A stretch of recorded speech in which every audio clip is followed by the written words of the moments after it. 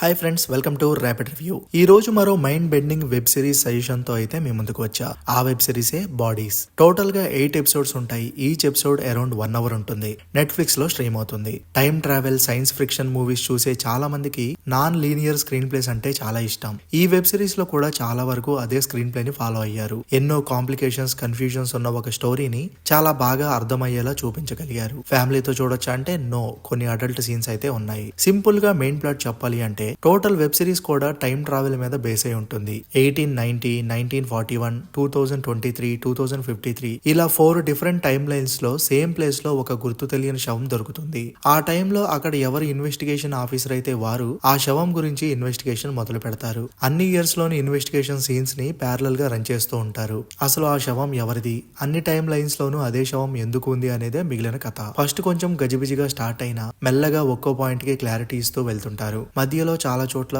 వీళ్ళెవరు, ఇలా ఎందుకు జరిగింది అనే ప్రశ్నలు వస్తాయి. కానీ లాస్ట్ ఎపిసోడ్ వచ్చేసరికి అన్ని సీన్స్ కి, అన్ని క్యారెక్టర్స్ కి కనెక్షన్ ఇస్తూ క్లారిటీ ఇచ్చేస్తారు. అలానే మధ్య మధ్య ఎపిసోడ్స్ లో చిన్న చిన్న ట్విస్ట్లు కూడా ఉంటాయి. అయితే ఈ వెబ్ సిరీస్ లో హైస్ లోస్ అంటూ ఏముండవు. అలా ఒక రిథమ్ లో మీడియం పేస్ లో వెళ్తూ ఉంటుంది. బట్ ప్రొసీడింగ్స్ కానీ, లాస్ట్ కి అన్ని కనెక్షన్స్ ని జస్టిఫై చేసిన విధానం కానీ, ఇవన్నీ చూసి లాస్ట్ కి వచ్చేసరికి మనం ఒక మంచి వెబ్ సిరీస్ చూసామన్న ఫీలింగ్ అయితే కలుగుతుంది. అయితే ఈ వెబ్ సిరీస్ తెలుగులో అవైలబుల్ గా లేదు. మరి చూసి ఉంటే మీకు ఎలా అనిపించిందో కింద కామెంట్ చేయండి.